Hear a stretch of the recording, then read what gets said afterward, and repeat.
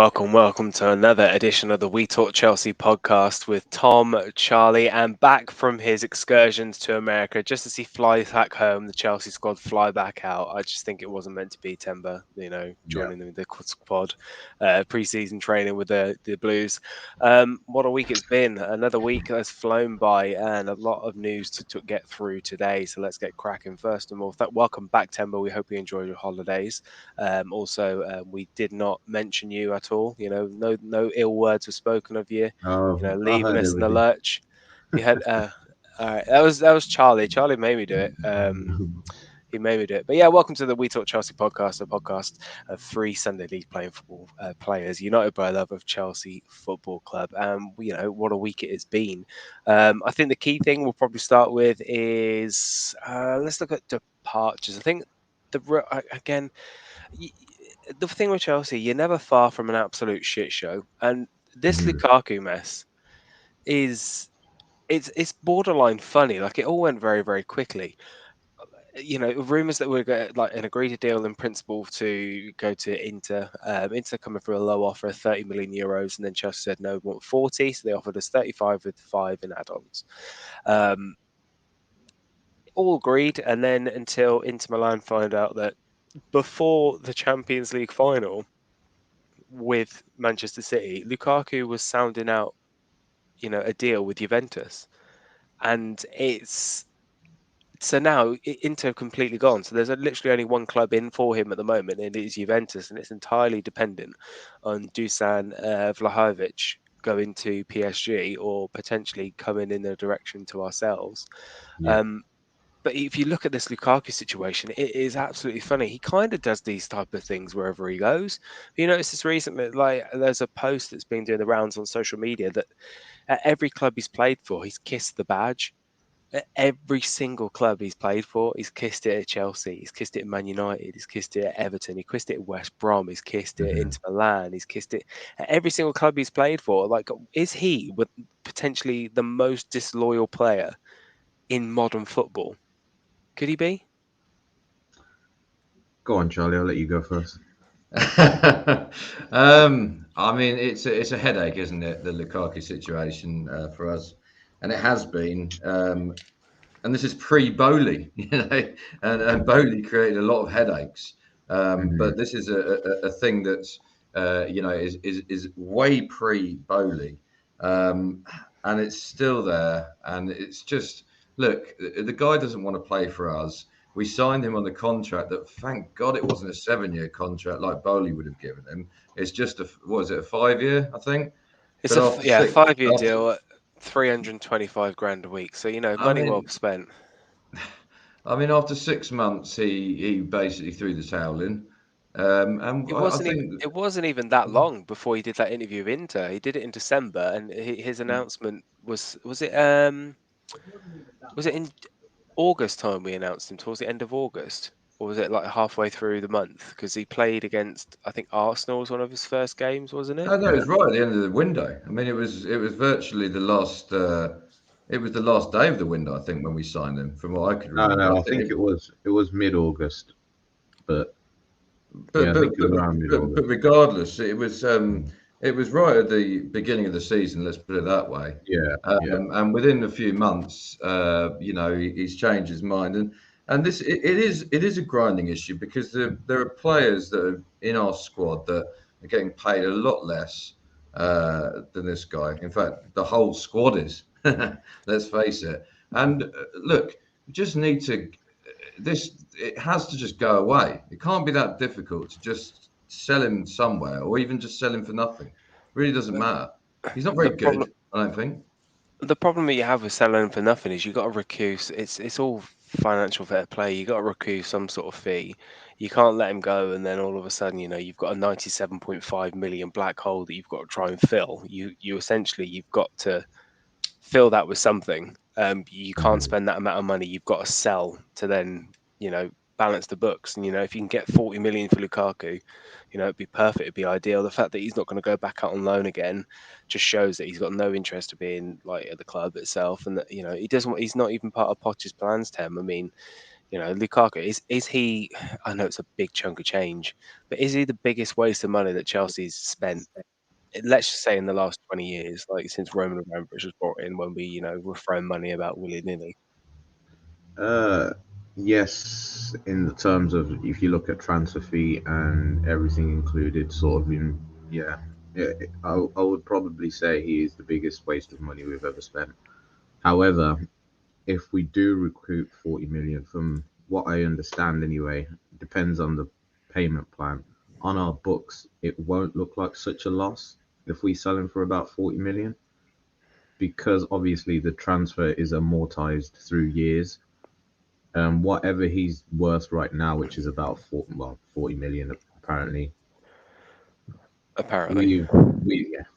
We've basically paid 20 million off last year and the year before, so there's probably another 3 years to go on his contract. So if we get that good 40 million, it won't look like such a big red, like it won't go on the red in terms of FFP and when whoever comes to look at our books.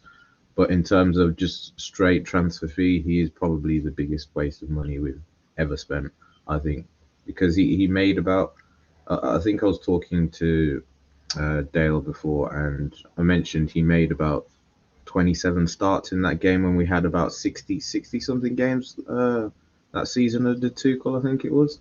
Yeah, I know it's 26 league games. Yeah. In that season. And 16 were league starts, and most of those probably would have been before he made those comments, before January. And then obviously post that, I think there was like 7 or 8 Premier League games in a row he was on the bench, and he played was it the FA Cup final, or was it the Capital One Cup final? One of the two. The one where he had disallowed goal. He came on one of them, definitely, because he had a disallowed goal. I think that was a Carabao Cup. Yeah. And I remember most of his appearances were pretty much off the bench, and he even the game against, who was it, Crystal Palace, where he had 7 or 8 touches during the game. Just as soon as he came out of that interview, I think he ruined his own Chelsea career there. He didn't need to make those comments. We seemed to be doing fine. I think we'd just played Aston Villa away at the time. We won 2-1. And then that interview came out. Then the next home game, he looked a bit wish-washy, a bit shaky. And then ever since then, it's just not looked the same for him at Chelsea. And obviously at Inter Milan, he's gone back to where he thought was home. And, he didn't really quite start out well. I believe he wasn't quite fit to begin with. And then... Shocking. Yeah.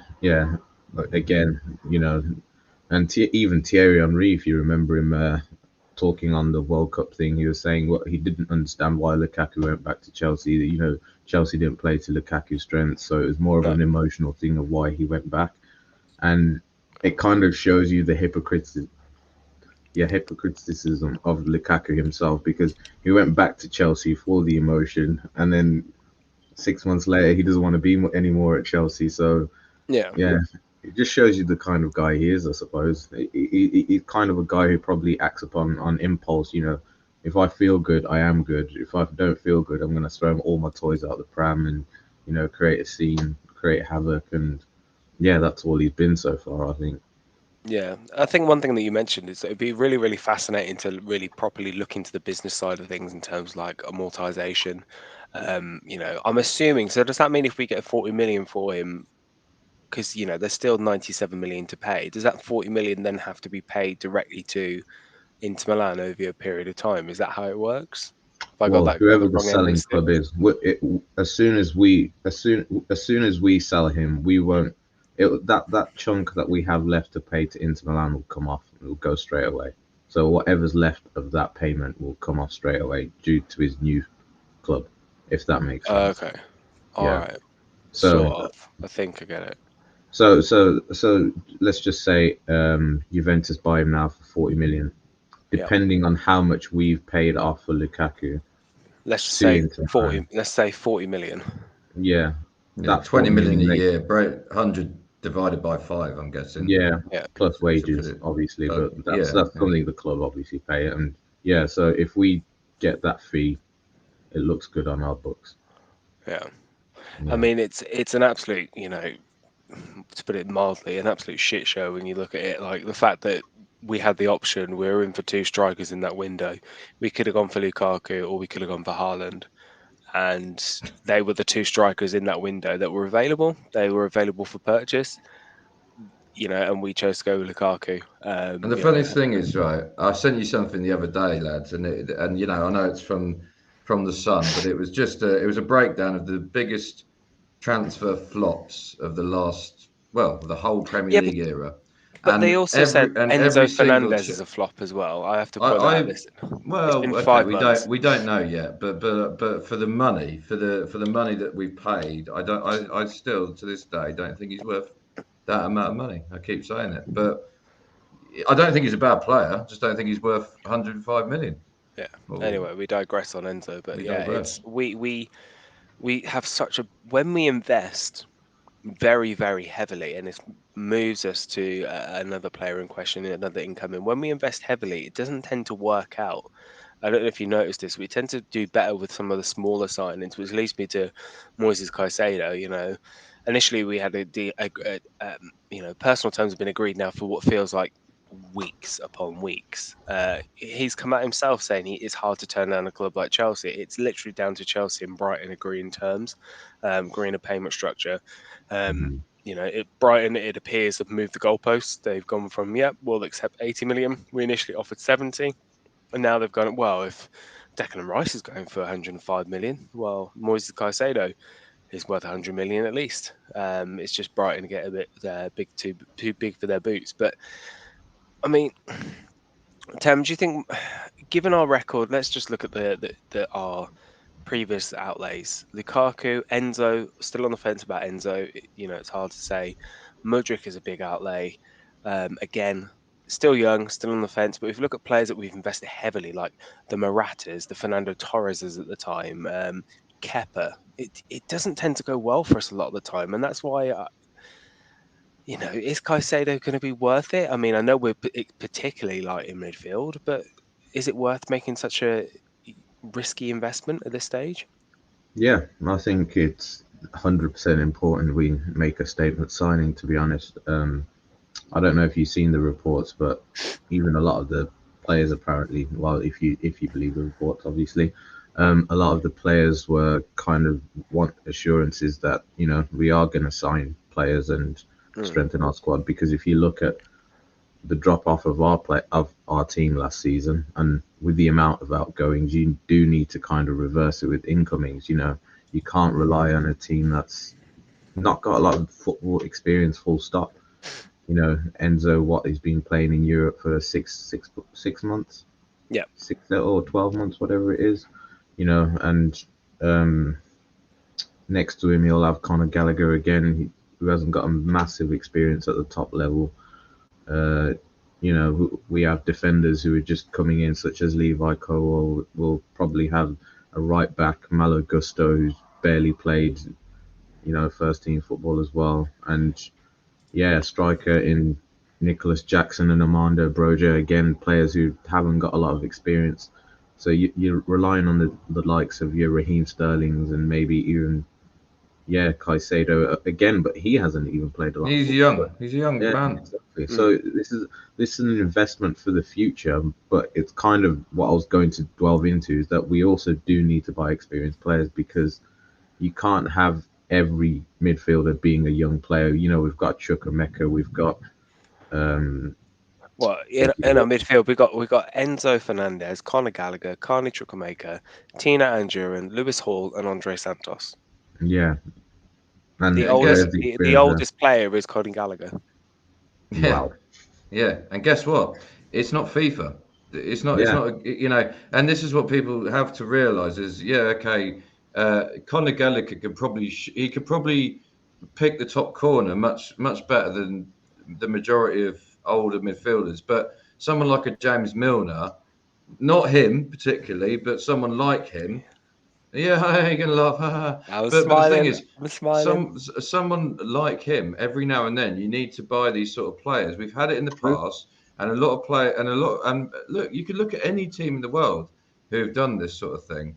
You have to buy these older guys sometimes on a free, like just for a year, a couple of years. We did it with Thiago Silva. Yeah, Hmm. Yeah. it's worked really nicely. Yeah, Mykhailo when we were, that was a great signing.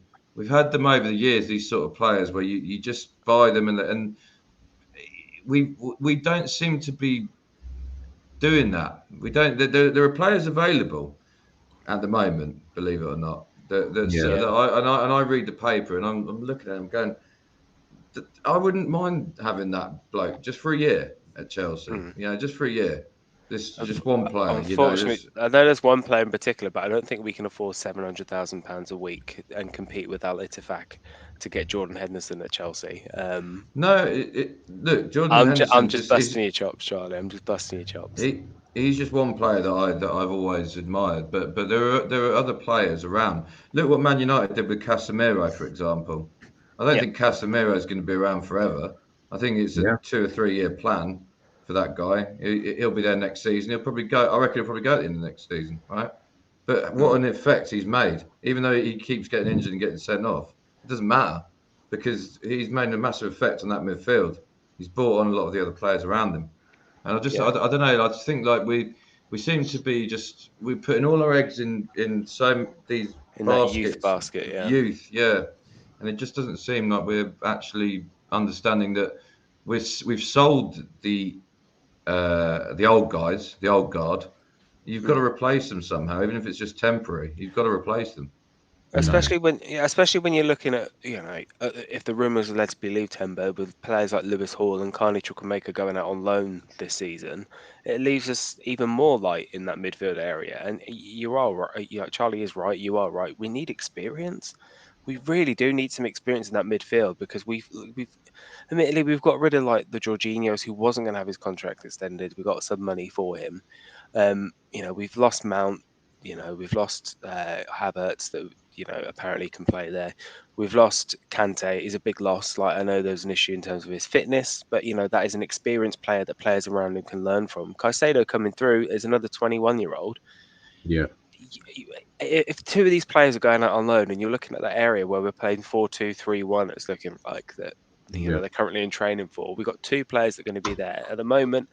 It's looking like it could be Enzo Fernandez and Conor Gallagher, like going around in that respect, or Enzo Fernandez, sorry, and Moises Caicedo playing in those like double pivot role. But if one of them gets injured, then what? Who do we go to? Who's realistically somebody that you would like to see that's got somewhat of an experienced head that's got be able to play and slot in and guide these players because they're kind of without guidance at the moment. yeah. That's the difficult question. I never really, I don't really have an answer to that. Unfortunately, usually I would poke around and have a look, but that is a good question. Like, who do we go for? Who is available? I mean, if you can look, there's now bloated squads in like other areas, but when you look for an experienced player, like you look at clubs that have a lot of like bloated squads, so you would look to like La Ligas really, like Real Madrid. Their midfield is, could we go for somebody like Tony Cruz? Could Tony Cruz be like realistic? Is he somebody that's now too old, or is it somebody that you would go in that area because they need to put their shift into somebody youthful? Um, it's a completely it's a messed up situation because one injury and you're buggered. You're back, where we were in the middle of the season when Potter was in charge and we had no midfielders, like Yeah, zero. yeah. And you just think about it. There's obviously going to be games where you are 1-0 up, and yeah, people say, "Oh, bring Gallagher on and get him to chase the ball or whatever." But there's going to be games where Enzo and Caicedo might need to come off, both of them, or one's not available and the other one's lacking a bit of fitness or whatnot. So you do need that extra cover. I don't think Chukwuemeka is that type of player. Um, Lewis Hall doesn't seem to be that type of player either. So you need an experienced head, someone like a Gundogan or something of that experience. I'm honestly, I'm Gundogan honestly was shocked. Gundogan was the man. He was the I'm one. shocked we didn't try and get him. I Mm. really am shocked we didn't try and get him Yeah, I because don't. on a Bernardo free, Silva. I mean, there's players out there who are winners. We've sold, out of that Champions League squad, we've just sold everyone basically, and all mm, we've got left now is what is it? Silva, Azpilicueta. No, he's gone. I mean, who is it? Silva, Reece James, and Chilwell, right? And Sterling is probably the only one I would say who's actually like a winner, an experienced winner. The rest of the first team haven't won anything. Enzo, pretty much.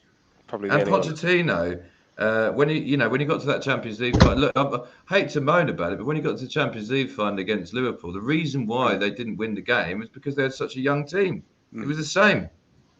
Yeah. That team that he was playing at the time, yes, Kane is a great player now, and Son's a great player now, but at the time they were in their mid-20s. They were young lads. Dele Alli, it was a young team running through that. And I just think that's going to be the end of us. And you've got like, even in the goalkeepers, we've got Kepa's the oldest goalkeeper, and he's not a goal. He's not a come on. He's not going to win it. That guy. He's not a world class goalkeeper. Yeah, And normally you have a Caballero or Kevin Hitchcock or someone on the bench who's there. Yeah. But we had Neil Sullivan at one point. Exactly. Yeah. But he's actually he's supposed to be the senior one. This is what I'm trying to say. It's all a bit wrong. It doesn't quite balance. It is bizarre when you look at it in that situation. If 4-2-3 wants to be believed, that double pivot, somebody holding Moises Caicedo, freeing up Enzo Fernandez to push forward.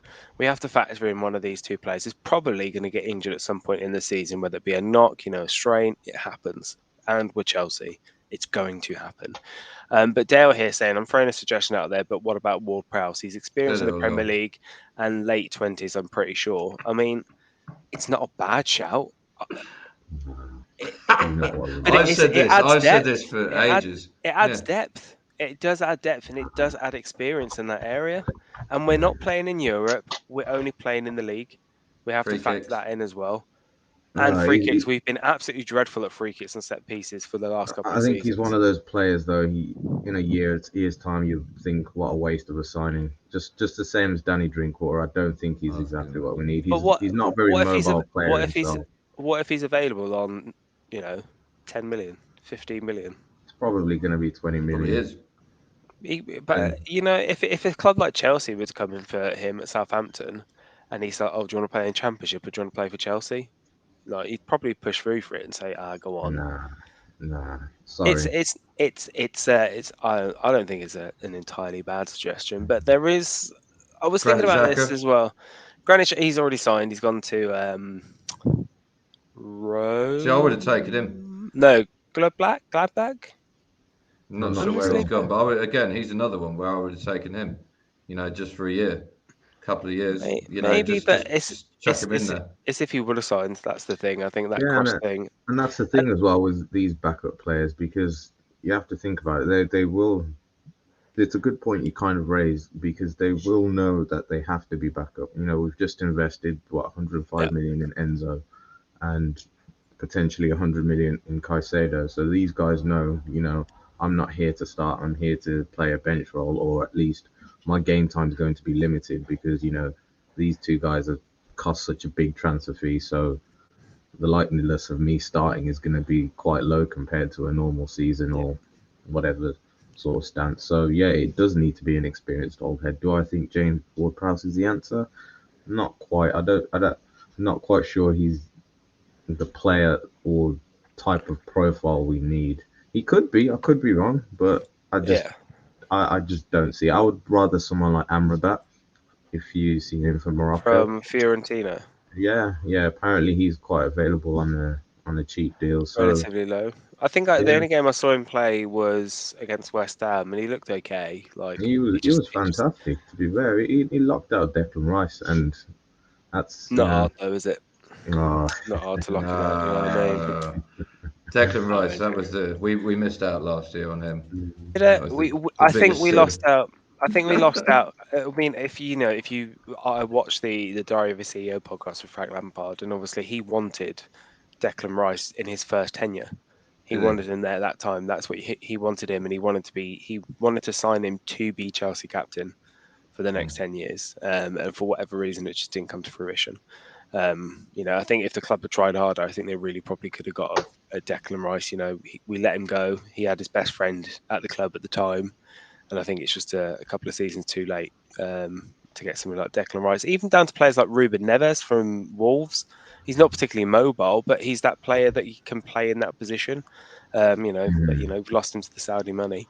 I was thinking about this well the other day, and I don't know if this is something that solves some of the issues that we got have in the centre back position. So obviously we've got 5 centre backs now. Levi Colwill coming in.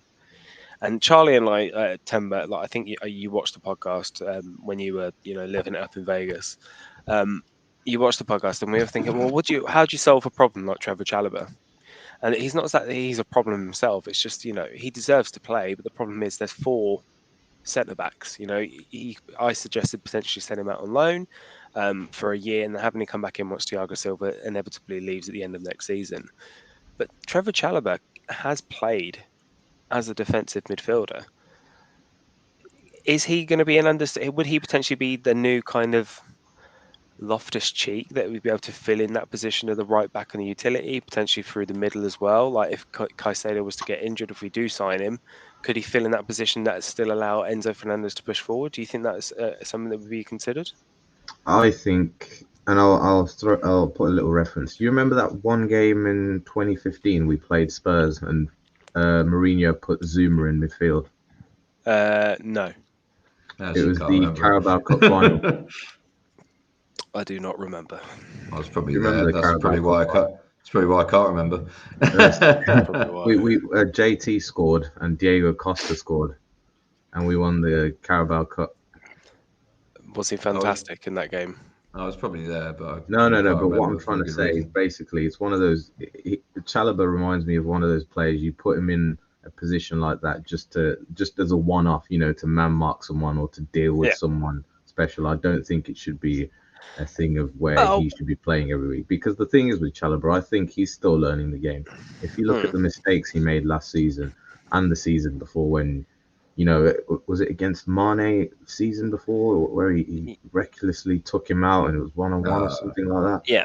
And then there was obviously last season where he dove in recklessly for the challenge against Real Madrid, where Rodrigo had skinned him on the line, things like that. He has a lot of brain farts, and I don't think as a defensive midfielder, that's ideally what you need. You need a calm head, someone who's confident on the ball as well as off the ball. But would he be a defensive midfielder? Because if look at the way. Let's just use Spurs as an example, like 4-2-3-1, that Spurs team. The reason Eric Dyer plays as a centre-back now is because he was playing as a central defensive midfielder for Pochettino and essentially became a de facto centre-back. So he'd move into that position. So it frees up, say, Reece James and Ben Chilwell. They then become a 3-4-3 in attack. And they overlap the wings. And then it just means Chalobah just fills in and then he plays a back 3 when we're in possession. But when we're out of possession, he pushes up into midfield to create that extra man. Is that not an area that could potentially be exploited? I haven't seen enough of him to say he's got a good passing range either. That's another thing I think you need as a midfielder. I think Colwell's got the best passing range out of all of our centre backs, if anything, or Badiashile. But would he not just be used as purely as a utility man to press, win the ball, lay off to Enzo, lay off to Colwell to take the ball forwards? Again, like I say, I have not seen enough of him to say he's a ball winner in terms of being aggressive, and I think he's still learning the game. He's still not a finished product, may you say, and there's still a long way for him to go, and I just have not seen enough of him to say I'm confident enough of him to have a role like that. I think you need a specialist who's good at winning the ball and just slowing the game down a bit. And that's where an experienced head would probably do a lot more good than someone like Chalobah. I mean, another player that has played in that position before, and I think he's done it for Wales, is a player that is now leaving. Ethan Ampadu signing to Leeds United. It appears for 7 million with add-ons. A player that we bought for 2.5 million. I think he made a very handful amount of appearances for Chelsea, mostly in pre-season games. I think he played 1 or 2 games.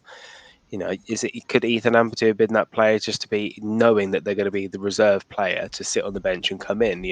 He is a centre back by trade, but he does play as a central defensive midfielder. Charlie, is that something that we should be utilising, or should we have just cashed in now? Even though we are turning in a profit selling Ethan Ampadu for 7 million, we add 4.5 million to the transfer pile. Yeah, I hate to say it, but the way that the way that you've got to play the game at the top is you have to is you either win it or you don't. And unfortunately, he didn't quite cut it at the top level. And he'll probably, where's he gone? Leeds, is it? Leeds, yeah, looks like Leeds, yeah. So he'll get a game at Leeds, but he would never have got a game. Unfortunately, it's for him as a player. You can't blame him. He's got to do what's right for him, and he's got to get on with his career. Because the thing is, at Chelsea, we have high standards, and we should do. We should have these high standards, and it's good that we do have high standards. But at the same time, of course, you do have to make these hard decisions. And again, Chalobah, going back to that, I don't honestly, I love the guy, I really do, but I just don't think he's quite good enough, unfortunately. We want to be winning Premier Leagues, we want to be winning Champions League. I just don't think in the big games, in those big moments, does he have the clutch? Does he have the real, under pressure to perform? I just don't think he does. He's got mistakes in him, and he's not he's not that young. I'm sorry, I know he's a lot younger than me, but he's not unfortunately that young anymore.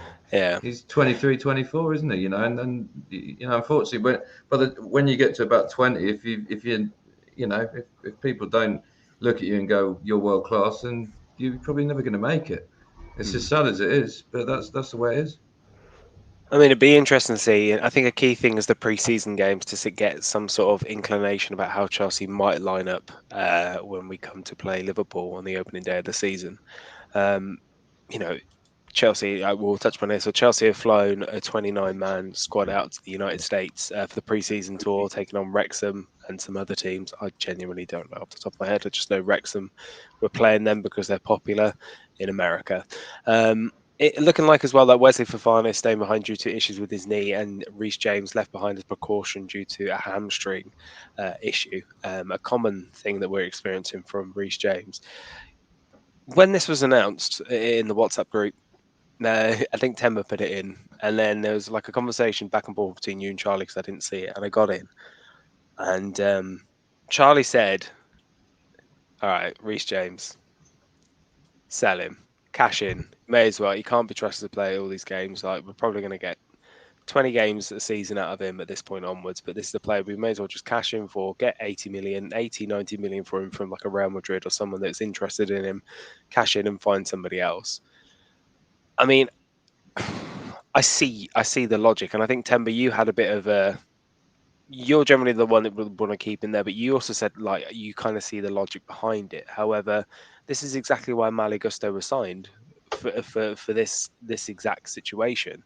I mean, when that was explained to you, Charlie, do you still agree with that, the fact that we should cash in on Reece James? I know he is considered proper Chelsea, potentially a future club captain, but is Reece James somebody that we should potentially look at moving on if he just can't stay fit? That's his main issue when he does play. And at the end of last season, he was pretty pedestrian, but I think a lot of that could be argued that a lot of the players were. Look, I love Reece James is, as you say, it's proper Chelsea. Love Reece James. I'd love, in my head, I'd love to dream that he'd one day be a Chelsea captain and lead us to glory. But the thing is, if you have a player that can only play, and you've got to remember, last season we didn't play that many games, funnily enough, because we got knocked out of the FA Cup in the first round, the League Cup in the first round, and the Champions League after probably about 8 games, something like that, right? So it's hard to how do you sort of how does a guy like that who played let's say we played 60 games, let's say, last season at the most, I would say, and I reckon Reece James played 20, and out of those 20, 5 or 6 of them he wasn't fit for anyway. I just don't, if that happens again next season, I don't see any reason why you wouldn't sell him. if someone's prepared to pay 80, 90 million, then he has to go. Sorry. Like, and I love Reece James, but you're not really worth anything for us. We're trying to win trophies on a hospital bench. Sorry. Are we not, Tim? Would you say, are we not strengthening another side by selling Reece James?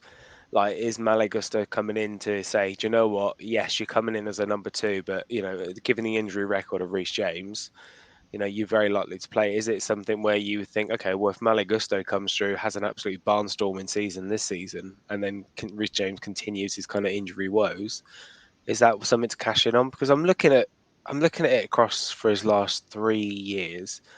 Ideally, like the first year he made 37 appearances, second 47, 39, and then last year's the drop off, it was 24 appearances. Do you think there's in the back of the mind for Pochettino and Clear Lake that we need to get a right back in as an understudy initially, but somebody to properly challenge him to see if he's going to come through? Because at the moment, last season he didn't really have anybody to challenge him. Azpilicueta, you know, club legend, but his legs are gone. He's not the right wing back. He's not going to be bombing forward. And if he does bomb forward, he needs somebody to fill in the gap for him to give him enough time to get back. But could you see that might be potentially a reason why Malagusta has been brought through? Oh yeah, definitely. And like you say, you have the utility player there in Chalobah as well who can fill in a right back. So in terms of this season, I think we're okay in that position. Maybe just about okay.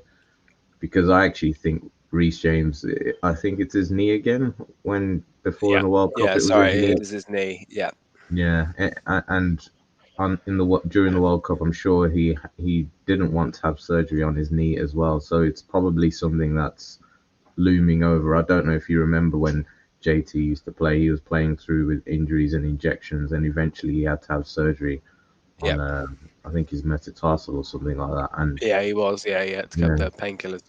yeah. So I think if it's something that you rehab it isn't working and you're still feeling that same discomfort and this is only preseason, it's just training. When Yeah, it's coming to like even if it is one game a week, maybe 85 minutes someone clashes you right in the knee, impact injuries can just make it 10 times worse, sort of thing. So um I think he does need to have that surgery and recover. However, looking at where we are in the season, it's a tough decision, you know, it is. Pochettino needs to It decide. is, but is it? Do you not think because it is just a pre-season tour? Who cares? Like he could always join the club. You can always fly out towards the end for the last 2 weeks. Like if he misses the first two, like he gets clearance from the medical team. Like this is just precautionary. It's not Yeah. just one plane that flies there once a month and then you got to wait around. He can just hop on a plane and join them and meet them up there. Like it's not the end of the world. And I'd rather Yeah. have him ready for Liverpool. Yeah, that's not my issue. My issue is the fact that is this going to be an ongoing thing to alter his career? He could go on to be one of England's greatest defenders or fullbacks in Premier League history if he injury free, even one of Chelsea's best ever players. No, yeah, But the without problem that. is, if he's gonna be injured all the time, that diminishes. You've seen it with the likes of, we had so much faith and hype in Loftus-Cheek, and look what he turned out to be, or Hudson-Odoi and other players. We've, just been riddled with injury every time they've played, and it's sort of like diminished their career. Not saying that those players are on Reece James's level, but Reece James brings a certain performance of level. He's almost borderline world class when he plays well, and that's kind of an issue when he's available only maybe 10, 20 games a season because Yeah. he's injured all the time. So I don't But it's know. I it's don't know it's what the only answer just is. to be fair, it's only just the one season when it's been like that. Like every other season, he's played over 35, made over 35 appearances. And do you know what the worst thing was about last season is we relied on him so much Yeah, Yeah, and I because think and it was that's because another one. apparent. every, and I think that was probably again the injury and the balance between that is he was rushed back. Potter relied on him heavily. I mean, Potter really did, didn't he? He rushed him back and he, put him for the big game. You remember? I mean, it was just and then. But the way that he plays football, I don't know if you noticed, like he just didn't quite have that confidence to He bomb. didn't have. He didn't have a spring in his step. He Yeah, didn't have. there was Yeah, something he was about missing it. a bit of. He couldn't quite get Yeah, that and it's 1%. can I, You know, and just add this as someone who knows playing through injury, it is a mental block sometimes. It's Legend. not about it's a physical thing because yeah, your body feels like I can do that, but then you think if I do that, I might tweak something.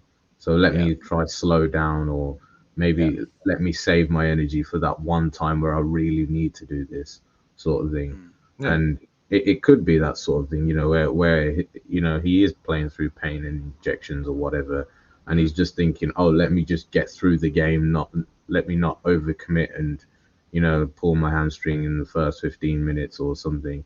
You saw it with, I think, Chilwell, was it last season or was it? yeah. Yeah, I think it was against Juventus where he took a player on and then he tried to sprint off. As soon as he did, he felt his hamstring go and then he was out for ages.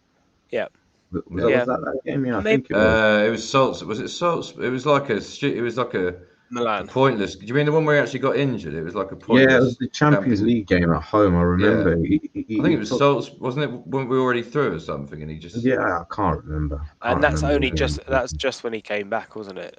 Yeah, Yeah. yeah. I mean, maybe it's less to be seen, but maybe it is a sensible thing, and just taking that extra time away, to get him ready for January, because not January, sorry, to get him ready for Liverpool, just because we don't want another Kante situation. He's out for 4 weeks, 6 months later.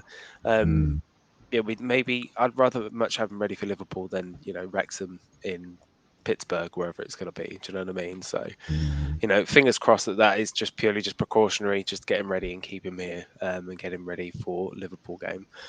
You mentioned a player. I'll move on to another player there who again has injury issues. He was a player that was heavily rumoured to be joining Bayern Munich about 4 years ago now, and the club went, no, we're going to lock him in place, give him £150,000 a week, despite the fact he's only played a handful of games. And it's looking like more and more likely here now that Callum Hudson-Odoi is likely to leave the club in this transfer window. Went on loan to Bayer Leverkusen last season. Wasn't particularly successful, which is a shame. mm. And we was looking at potentially joining Nottingham Forest at this point, but then it's like going to Fulham. But now Willian has signed another year extension. Temba's favourite player, Willian signed an extension at Fulham. So it's looking like potentially the only other clubs really are, Nottingham Forest, I think, in for him, and I believe some Saudi clubs are in for him as well. Um, it would, it's a shame because that's clearly a player that had so much potential, but again, it was ruined by injuries again. Like we're kind of short in that right wing side of things. So could Callum Hudson-Odoi, in theory, could he be retained if we don't sign a right winger to support Madueke? Could he be somebody that we keep and just say, okay, we're just going to keep you in and see how things go? Because if he is fit, he does like to take players on. Do you think it's something you want to see give him a chance, Charlie? I like the player. I like him coming off the bench, but I just don't think he wants to do that anymore. And I think you've got to respect that from his point of view that he wants first team football. Um, I just don't think he's quite good enough to play for our first team. And with Madueke ahead of him, I don't see him getting much of a chance, to be honest. And I think that's kind of the way it's going to go. Tem, what do you reckon? Yeah. Well, I think you all know what thought of Callum Hudson-Odoi. I genuinely thought this guy was gonna make leaps and bounds, but that injury definitely halted him back. If you watch back, just quick compilations, even at him that preseason, you see the Mm. burst of acceleration he had back then, Yeah, oh and you yeah. look at him now. It's completely different player, and Hmm. it kind of course, he also has technique. He is a very good passer of the ball. If you've seen him, Yeah. he often switching the ball left and right very easily, which a lot of wingers don't actually do. But yeah, in terms of the ball, he's confident. But when you need to beat a man, his dribbling's maybe not as good as it needs to be because I think often when he was younger, he did rely on that extra burst of speed he had. He's not quite elegant as Eden Hazard, where he can use his body to hold off defenders and sort of slowly take it round them. Whereas he needed that quick acceleration, and obviously with something like that, you need your Achilles to be at optimum, working, whatever it level. is, optimum working level sort. And I saw on his somewhere on an article that he had to actually get a psychologist to help him start running again on his feet, because he thought on his tiptoes, because he thought he was going to get injured every time he did that. So it sort of also shows you what these injuries can do to footballers mentally instead of just physically. So in terms of everything we've said, I think he does need to just get back to playing football and rebuild his career, really. Do I think he'll ever make it back at Chelsea? Probably not. I think that injury, he's just never gotten. He's never shaken it off, and he looks a completely different player. I think the best he could probably do is maybe move back to right wing back sort of role, because he does have a good range of passing. He does occasionally take his man on, and he didn't look so bad at wing back. It's just he needs to up his work rate. I But thought, you I know, thought, yeah. I thought taking on was one of the things that I used to enjoy about him. I used to, Mm. when he used to come off the bench, there was something about it, that you knew that he was going to offer something different, and he could take a player on, get to the byline, put a cross in, do something, and that's kind of what is kind of disappointing, is that he just never quite developed the game. And I don't know whether Yeah. it was our fault that we just didn't give him the chance, or whether it was, who knows. It just didn't quite happen, unfortunately. Yeah, it'd be interesting to see what happens when it comes to Callum Hudson-Odoi, but I have a feeling he's probably not going to be in the squad come the end of August time. Dale says he's just looking at James's injury history, float back here, since the 21-22 season. He's injured his hamstring on 4 occasions for a cumulative time of 96 days missed, and injured his knee on 2 occasions for a missed time of 95 days. That's 6 months out of. I mean, no, that's good. Look, Dale's gone back and done that. He's done more than I did, but that's 6 months in 2 years. Quite a lot to miss out. A lot of football thing when you do actually think about that. So we, the right wing back thing. I think Callum Hudson-Odoi is missing. Like you said, he's a little bit scared to take players on. No other way. It does need an area that we want to improve in. Sterling, I think, is better coming in off the left because he likes to cut in on his right foot. A player that we have been linked to is Ryan Cherky from Lyon. He's at, I think. He's a French player, French under 21 player. Again, another youthful player we're looking to bring in through. He's had comparisons to Hazard, I believe. I think just because there's a similar style of play in terms of low centre of gravity, ability to turn the player. He's a left-footed player as well, so he would be playing in off the right, similar to Madueke. It just adds an extra dimension. I mean, I'll go to Temba on this one here. 'Cause I mean, Charlie, you can correct me if I'm wrong, but I think Temba might know more about Ryan Cherky than you might. Would that be a fair assumption to make? I don't play FIFA. No, I'm only joking. But yeah, Tem will tell you all about him. No, to be honest, this is a player I haven't seen too much, and I've only seen highlights and comps and people's opinions.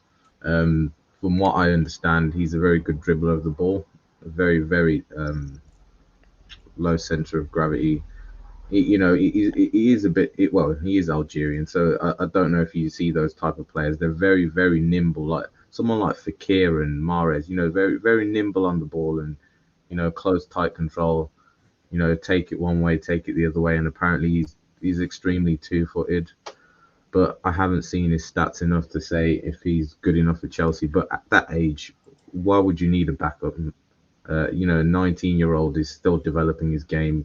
He needs game time. So Madueke is another youngster. You need an experienced player, if anything, to get the best out of Madueke, because I don't think his end product is good enough. And from what I've seen from Cherky or however you pronounce his name, it doesn't look like he's exactly I mean, blowing up numbers either. yeah, no, he's not got a lot of goals, but he has made a lot of appearances for somebody so young. So he turns 20 in August, and in the league for Lyon, he's made 83 appearances so far before Hmm. the age of 20. So he's played a lot of football, but maybe a move to the Premier League might, kickstart him onwards. That working with bigger and better managers, better players every week. An option that I don't think many people are considering, and I think Charlie mentioned it earlier in the podcast, is we need the experience, need some of these Yeah. players, and he can play in that position. Is Bernardo Silva, at Manchester City at the moment, but wants to leave the club. Rumours potentially of him joining Barcelona, but if they've got issues there, could Bernardo Silva be a player that we should consider in that position? No, no, I Why? will say that, and I'll say that because I think it maybe because of Raheem Sterling, but that sort of thing of you've been there, you've done it all. What is there to achieve? I think what this Chelsea team needs is a lot of first timers. Much like Arsenal, you saw the drive they took to actually try and get close to Man City. Maybe they didn't have enough in the end, but even Liverpool, when they first challenged Man City, it was all about we haven't done it before. Let's go and do it. Our main players, the core that you're building, we need to. We are going to bring this winning culture, as in like a together collectiveness. The first time winners sort of thing, and that's how you build the mentality going forward. I don't think you build. You maybe do need an experienced winner, but I don't see what Bernardo Silva gets from leaving Man City to come to Chelsea, Money. apart from a big paycheck. Yeah, Yeah, exactly. money. And that's Or the sort of thing you if don't want to do right now. if Lukaku potentially is going to go one way towards Juventus, potentially, Juventus have a player that we were interested in a couple of seasons back, Federico Chiesa. Like, that's a player we could potentially take on. He does play in off the right wing. That's a Mm. player we could have in that area. He's not won it all. He's more experienced. He is, again, still very young. I still believe he's under the age of 25. But, I think, Charlie, you're a champion for a player like Bernardo Silva. So what do you think you have juxtaposed to Well, temper in this respect? I don't even know why we need this guy, to be honest. So we've got so many players in these positions. Well, I thought at But the we need beginning of this, experience, don't we? But we don't really have any well, people that come in but off the right, like this Mudryk guy, and Sterling. this They're all guy's off the 20 left. years old, right? At the beginning of this window, we said we wanted a goalkeeper, a midfielder, and a striker, and at the moment we've got none. So why don't we focus on getting a midfielder, a striker, and a goalkeeper, like we said we were going to do, instead of going, oh, that bloke's available and he's 19, he's 40 minutes, and we get all excited about these players that no one's ever seen play in the Premier League, a little bit like Mudryk, like without being offensive to him, and we get all excited about it. But at the end of the day, we fail because we don't have what we actually needed to win a football match, Yeah. right? And like you might laugh at me, and a lot of people do. Most times I walk out the house, but the thing is, it's true, right? All you need is what we said we were going to do at the beginning of the window was a goalkeeper, a midfielder, and a striker, and so far we've got none of them. So Yeah. why don't we go and get them? Instead of like going, oh, let's go and get a left winger from Brazil, or let's go and get some, whatever. It doesn't matter. We need what we need. We need what we Yeah. need for this team, and this is our team. This isn't a game of Football Manager where you just go and buy players and try and make it all work together. We buy the players that we need for the team, and who are going to win us trophies and going to build the passion and the everything else. And Yeah. that's what kind of annoys me. Is that Caicedo was the one that everyone we all thought was the midfield. We still haven't done it. Still, I in think it, fact, I think it is a matter of time. I think it will happen. I can't see it falling through at this stage. It's just but agreeing payments, and I think we need Caicedo to be like, okay, sell me now. We need him to put his foot down and request a transfer to get out. He's been promised it, but he needs like official things. So look, they're offering you 80 million. Just take 80 million for me. Jesus Christ, do you know what I mean? I Yeah, think sorry, but I just don't quite understand the strategy here at all. It just seems like another mess. We seem to be everybody seems every time I read the newspaper every day. I read the newspaper every day, and we read the newspaper and it goes, "Oh, Chelsea have got a different strategy." They're looking a bit more. There's something bit more, something bit. There's a bit more sort of a bit more organisation in this transfer window, if you like. Something like going on, but we haven't done anything yet. We've Yeah. just I sold a mean, load of players. I mean, That's we all we've done. have like it's like what Dale says there. We got our striking options are Armando Broja is coming back from fitness, Nicholas Jackson as well, and then also Nkuku he can play as a striker, but I believe he's probably going to come in as a number 10. We can play this position. I think you and I, Charlie, said that what potentially might happen is we stick with these players that can play in a striker position. Then come January time, we go big on Ivan Toney. when he's available and can play. It's like I said, we physically can't buy him because we're not allowed to at this point. Like no club can buy Ivan Toney at this point because he's banned from all football-related activity. But that is an option. We don't have Europe. We've only got the league. We could reassess and see where we are. Like if we're sat at 10th again, and it's the same as I really, really hope we're not sat in 10th this like halfway through the season come January, and we've scored 25 goals. But you know, that's an option there. I think the striker situation, has been bypassed. And I think if you are looking to add somebody now, you'd need to add somebody properly experienced. And I mean like age 30 plus. But I can't see it happening. But the issue that I think we're having, and I think we all three of us can agree, because I'll digress and I'll move on for this, is the striking, is the goalkeeper situation. And, is Kepa good enough? Like, I don't know. I feel like there's been a lot of times when we thought Kepa he's not making it, and then he just seems to find his way back to being the number one. But he just isn't, is he, Tim? Like I can't see why we're not linked to some. Like we've lost Andre Onana. Like that was a player that we were linked to. Like Andre Onana's now not happening. He's going to join Manchester United probably tomorrow. That's another player that we lost. Like, and there's not very many goalkeepers out there. But is Kepa good enough to get us into the top four? No. Really? Top five, no. No. I don't think so. But to counter my own point, I think if we win 5-6 more games last season, we probably do get into the top four. And that's not down to Kepa, really. That was more down to our attack. I think some of the games we really needed our attack to show, because we did not concede that many goals. I think it was 38 overall or 40 or something. Yeah, but it was one of the lowest in the league. We had one of the best defenses in the league. We just But couldn't if you're asking me, do I trust him over a season? Hell no. But in terms of the stats he pulled up last season, I can't actually blame him, if you know what I mean. I don't know if that's down to the defense or down to him. I or reckon both. I reckon it's more so to do with the defense, because every Yeah, time that we watched him play and he was in goal, we thought clubs will shoot from 30 yards because he's not that great from long yeah, term. and I fully Look at expect. the Incesco goal for Brighton. Yeah. Like he could have got there. He could have. Ward Prowse. I mean, just Oh yeah, surprised. that Ward Prowse was shocking, absolutely shocking. I'm glad I went to the toilet and didn't see that. But yeah.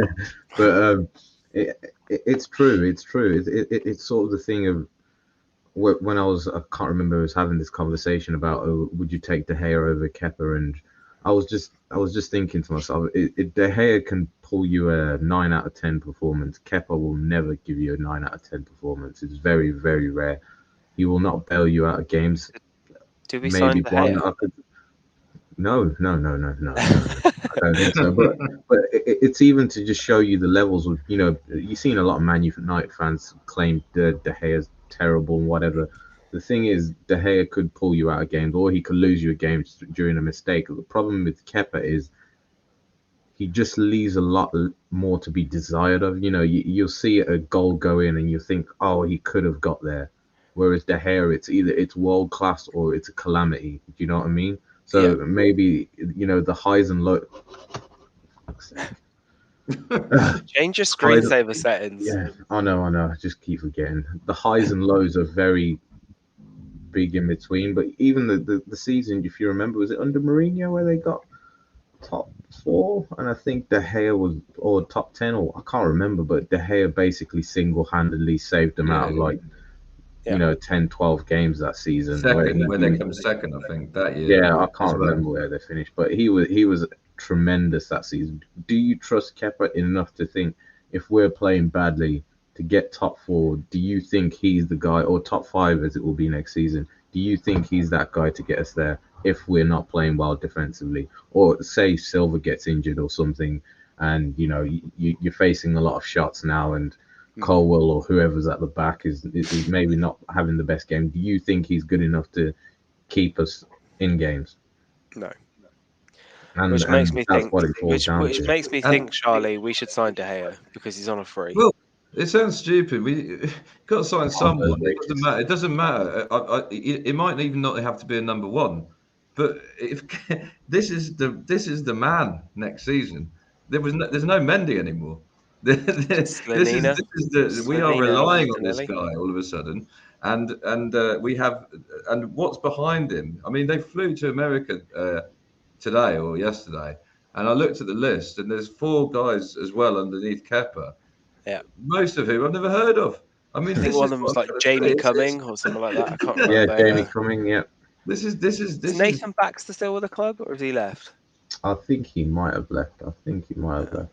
But this is what we're walking into, and that Mhm. someone has to be signed, even if it's a Caballero, even if it's just a Neil Sullivan or someone. It's got, and I'm Yeah, sure and they must a Mark Schwarzer or something. You know, because what happens if Kepa gets injured? Christ, I mean, this is going to be a Frodo I, Grodos I, th- 1997 moment. I mean, it's I think we're relying on. I mean, we're harping on that point maybe a bit too much about injuries, but in terms of number 2, I don't think you need a big, strong number 2. I think you just need a competent number 2. However, because we don't score that many goals, and this is another issue I was gonna mention about the fact that we don't put the ball. We don't even create that many chances, first and foremost, but we can't seem to put the ball in the net. We're gonna have to be very free flowing going forward if we're not to make the goalkeeper situation stand out. We'll need to score maybe 2, 3 goals. And where do you see the goals coming from? Was my question. Well, if we'd have retained Timo Werner with a change of the offside rule, it would have been from Timo Werner, but we sold him this season too soon, unfortunately, because I was arguing this point in the WhatsApp group that we should re-sign Timo Werner as the number 9 because he would have had I think it was like 7 additional goals that when they've Mm. been ruled out under the terms of the new rule. Anyway, I digress. But we've reached that hour mark, so we'll try and wrap things up there. So so much to talk about. It's completely flown by. Temba, welcome back. Charlie, thank you very much for joining us this week. To everybody that submitted comments, Dale especially, sending there. I can see Silver T put me. So thank you very much for joining there. So we'll share your comment there. And make sure, please, please, you hit that like and subscribe button. We really, really appreciate it. We want to get to 100 subscribers before the season starts. That means we can have our own little web link at the top and we can just share that, and that would be fantastic. We're live on YouTube and TKS TV, so we really, really appreciate you for joining us this week. We Talk Chelsea will be back next week at 9:30 p.m. where hopefully Caicedo will have signed. But if not, chaps, and see you we'll next beat week. Take care. Wrexham. And we'll be at Yeah. Wrexham. We can discuss that. Yes. Take care. Speak to you soon. Thanks for joining. Peace. Take care. Bye bye. Cheers, bye.